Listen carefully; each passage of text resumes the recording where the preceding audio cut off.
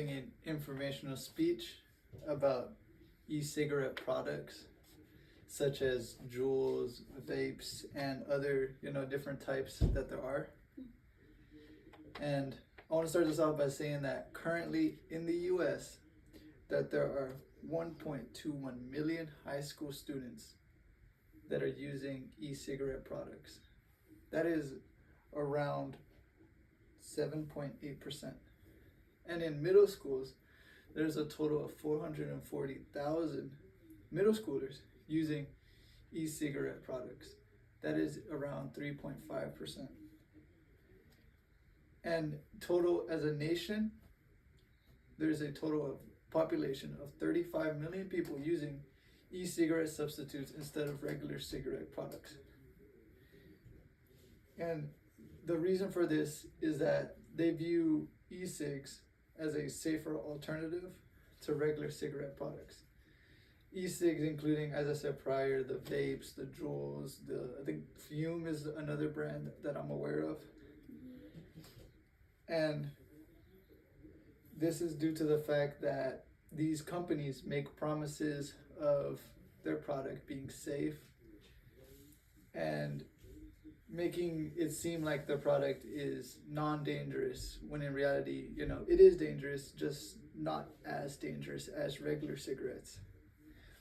And one of the biggest, I guess you could say, points that these e-cigarette companies make is to target the youth individuals.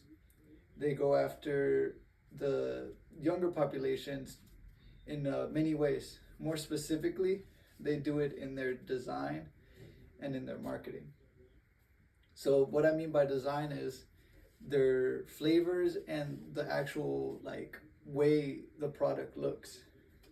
So you'll have a company like Juul, which will make a product that is rainbow colored or pink colored or another color that appeals to the younger audience.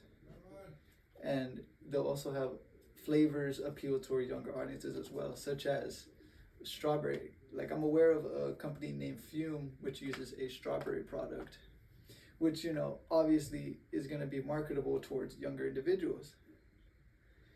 And actually recently, Juul had a class action lawsuit filed against them for their marketing towards children.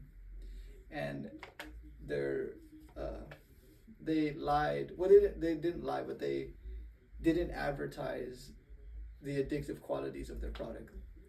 They just marketed the product and didn't include the fact that it is a nicotine product, which is addictive and has addictive qualities. And one of the big portions to the dangers of e-cigarettes is their newness. They are a rather new product, and we don't have much research on the long-term effects of said use of said product. So as of now, it's seen as a safer product, when in reality we don't know the full truth of what the product can do to the human body or how it can affect people. And there is one thing we do know, in that the product does contain nicotine, which is in fact a very addictive substance, and a substance that is seen in other tobacco products, not just e-cigarettes. And e-cigarettes have been seen to be cancerous as well, because they contain carcinogens, and they also even contain heavy metals such as tin, lead, and nickel, which enter the lungs when you inhale said smoke, which those metals shouldn't be in your lungs to begin with. But there is some upside to these Juul products and these e-cigarette products, and that is the fact that they do help people who are currently struggling with cigarette addictions, because cigarettes are more dangerous than e-cigs. E-cigs don't have as many chemicals as the cigarette products do. So those people struggling with cigarette addiction have turned to e-cigs as a way to kind of continue their addiction, but in a safer manner, because it's hard to cut off a nicotine addiction. You know, many people fail every year trying to do that, and that's but the thing that counteracts that as well is that we still don't know the true effects of e-cigs, and we kind of just have to wait and see, and you know, take time to really understand the full effect of how these e-cigs can affect people.